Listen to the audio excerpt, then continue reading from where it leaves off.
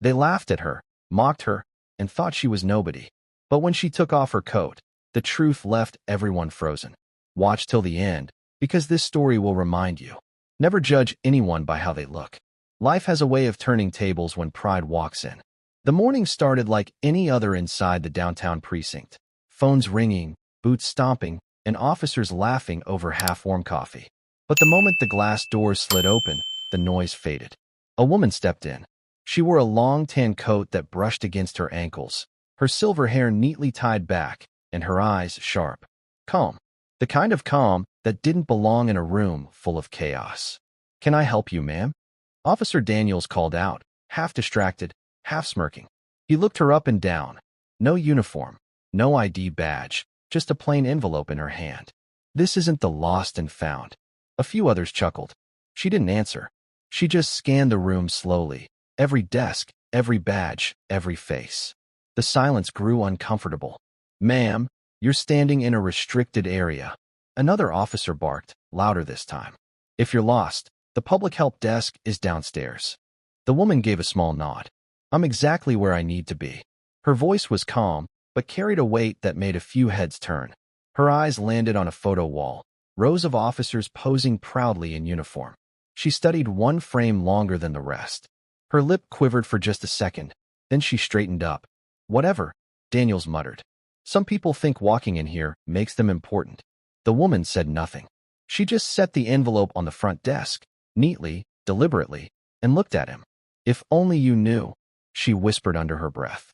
And with that, she walked deeper into the station, while every officer watched, whispering, laughing, completely unaware that by tomorrow morning, every single one of them would regret it. The precinct buzzed again, but something about the air felt off, heavier. The woman in the tan coat sat quietly on a bench near the corner, hands folded over the envelope she had placed on her lap. It wasn't long before the whispers started. "Who even is she?" one young officer murmured, scrolling through his phone. "Probably someone's grandma complaining about noise," another laughed. Officer Daniels leaned against his desk, smirking. "But she got a parking ticket and thinks she can talk to the chief. Happens all the time." The room chuckled, the sound bouncing off the walls like cheap laughter in a bar. But she didn't react. Not a word. Not even a blink. Her stillness bothered them more than any outburst could have. Daniels walked over, clicking his tongue. "Ma'am, seriously, you can't just sit here. We've got real work to do." He tilted his head toward her envelope. "What's in there?" "Your knitting schedule." For a moment, her lips curved, not in a smile, but in something colder. She raised her eyes slowly to meet his. "There are things in this world you don't joke about, officer," she said softly. "Respect is one of them." He scoffed. "Respect is earned." She nodded. "Yes, and lost faster than you realize." The laughter faltered for a second, just a second, before someone at the back called out, "Lighten up, Daniels, she's harmless." The room erupted again. But one officer, Officer Miller, a quiet rookie barely 2 months in, kept staring at her, uneasy. He couldn't explain it, but the way she held herself, the way her eyes carried decades of something unspoken, it wasn't ordinary. Something about her didn't belong here. Something told him she wasn't just someone's grandma. By noon, the precinct had returned to its usual rhythm. Phones ringing, officers arguing over paperwork, the smell of burnt coffee wafting through the air. But every so often, someone's eyes drifted toward the woman still seated in the corner. She hadn't moved. Not once. Then, without looking up, she spoke. "Your report on the 14th precinct robbery." Officer Daniels turned, frowning. "Excuse me." "The one you filed last week," she continued calmly, her gaze fixed on the floor. "You left out the third witness statement. The timeline doesn't match your dispatch log." Daniels blinked. "How would you even?" "Because the case file you just signed," she said, finally lifting her eyes, "is missing 2 pages. A beat of silence. He rushed to his desk, flipping through the folder. Sure enough, 2 pages gone. His face reddened. "How the hell?" he muttered. The room went quiet again. One officer whispered, "How did she know that?" The woman gave a faint smile. "It's all about observation. When you've spent your life watching, you learn what others overlook." Officer Miller's eyes widened slightly. Her voice, measured, deliberate, carried a weight that didn't belong to a civilian. Another officer tried to laugh it off. "Okay, Maybe she's just lucky. She turned to him then, eyes sharp. Luck doesn't teach you tactical code violations. That word, tactical, landed heavy. Daniels took a step back. Who are you, lady? She looked at him, calm as ever. Someone who's seen more badges than you've worn. The room froze. The laughter that had filled the morning was gone now, replaced by something new, unease. Even the hum of the fluorescent lights seemed to grow louder, because in that single sentence, every officer in the room felt it. She wasn't ordinary. By late afternoon, the precinct's mood had shifted. The laughter was gone, replaced by awkward silence and darting glances. The woman still sat calmly, hands folded over that envelope as if guarding something sacred. But some people don't learn from silence. Officer Daniels slammed his folder on his desk. You think you can come in here and play games, lady? You had your fun. Now tell me who you are, or get out before I make you. Every eye in the room snapped to them. The woman looked up slowly. Her gaze didn't waver. You'd make me.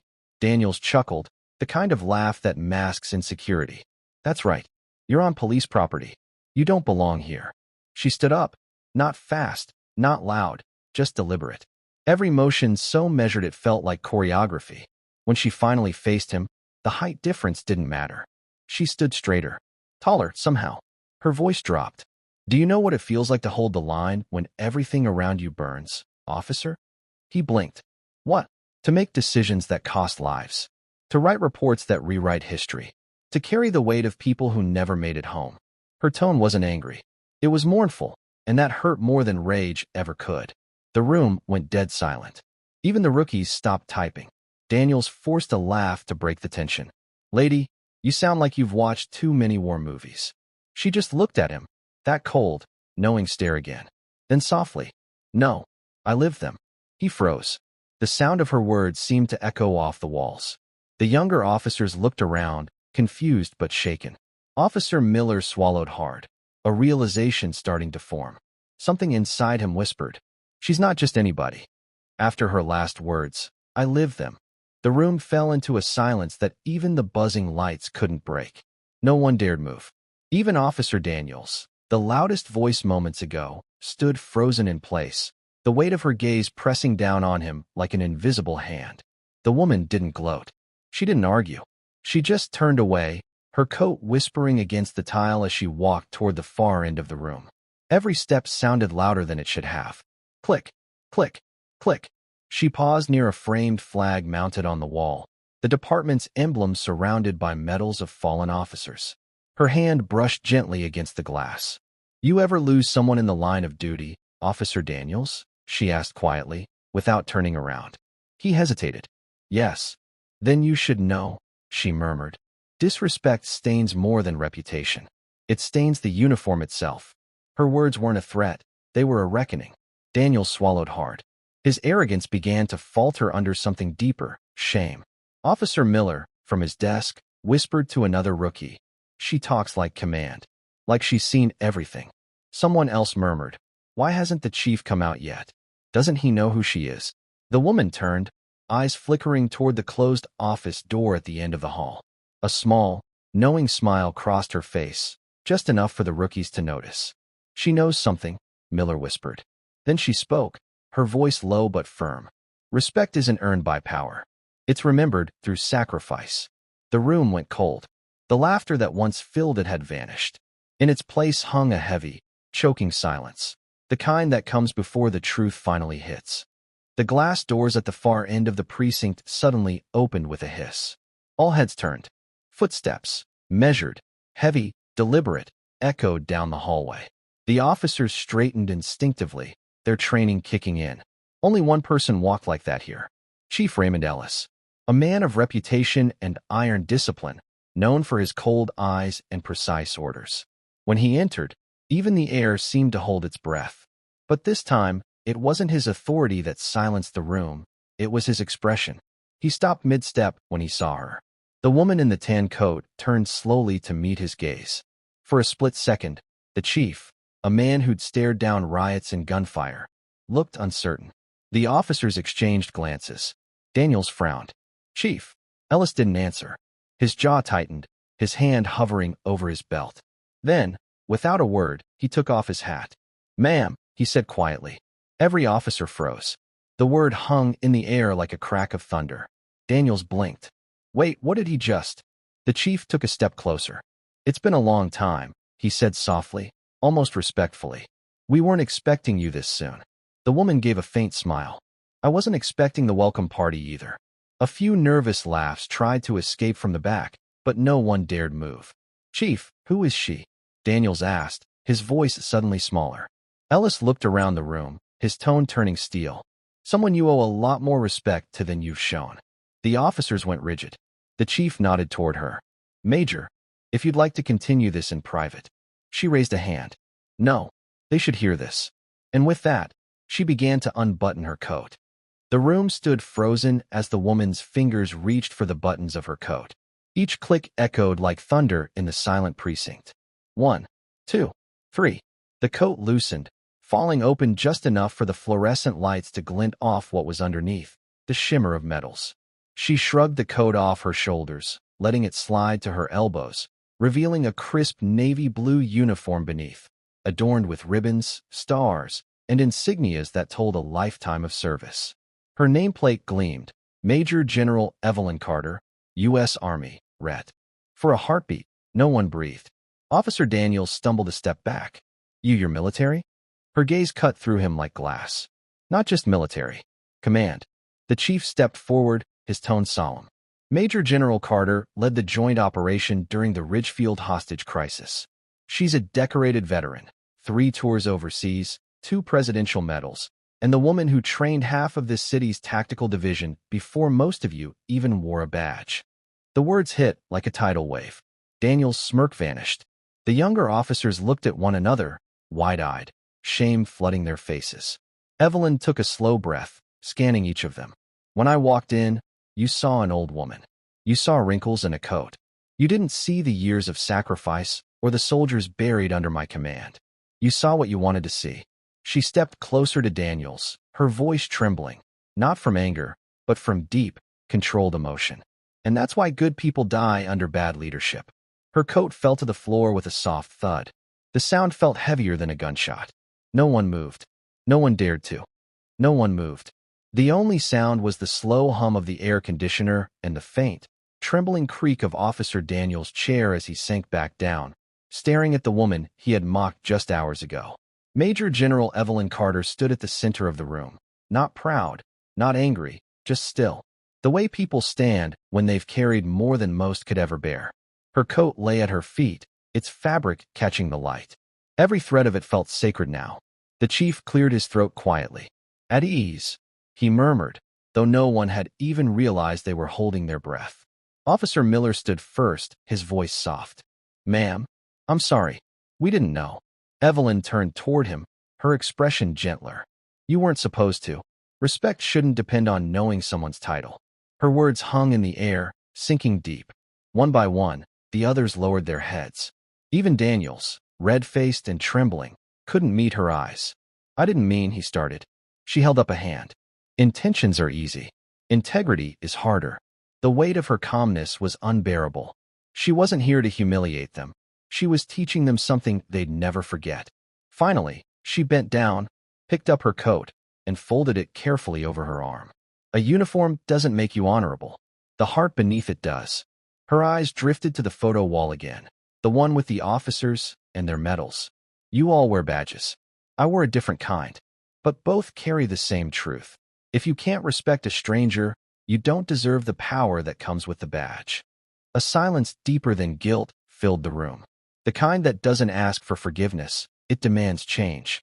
Evelyn stood at the front of the room, her eyes moving across each face, from the rookies clutching their notepads to the seasoned officers who couldn't bear to look up. The chief remained silent, arms folded, letting her words do what discipline never could.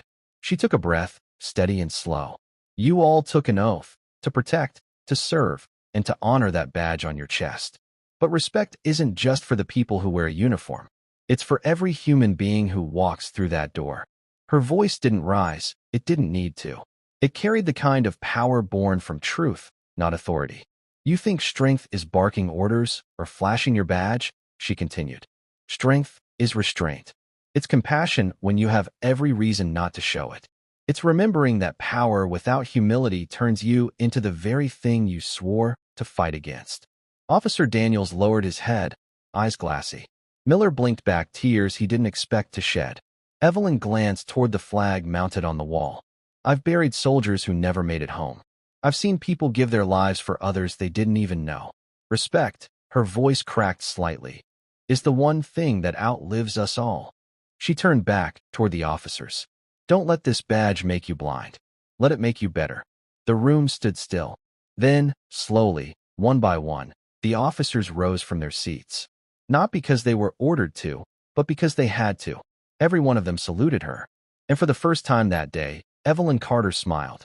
Not with pride, but with peace. The briefing room remained silent even after Evelyn's words faded. The hum of the fluorescent lights, the faint shuffle of boots, it all felt distant, softened by the weight of what had just happened. Chief Ellis stepped forward, breaking the silence with a low, steady voice. Major Carter, you've reminded us what this job really means. She nodded once. Just make sure they never forget it. He extended a hand. Firm, respectful. She took it. Around them, the officers watched quietly, their faces etched with guilt, admiration, and something new, humility. Evelyn draped her tan coat over her arm, turned toward the exit, and started walking. Her boots echoed against the tiled floor, slow, purposeful steps that seemed to carry decades of memories. Officer Miller hurried forward, his voice soft but steady. Ma'am, if it's all right, could I walk you out? She glanced at him, the faintest smile curling her lips. You already have. Outside, the city buzzed, horns blaring, people rushing, life moving on. But inside that precinct, something had shifted forever. As the doors closed behind her, Daniels whispered to Miller, I'll never forget her face. Miller replied quietly, then maybe you'll start seeing people for who they are, not what they look like. Back inside, the chief turned toward the photo wall, the same one Evelyn had studied when she arrived. He picked up a small frame, empty and waiting. He slid in a new photo, Major General Evelyn Carter, U.S. Army, red. Honorary Consultant, City Police Division. The camera would fade on her picture, her eyes steady and kind, as a voiceover whispered, never underestimate quiet strength. And never forget, respect is the badge that never fades. Fade to black.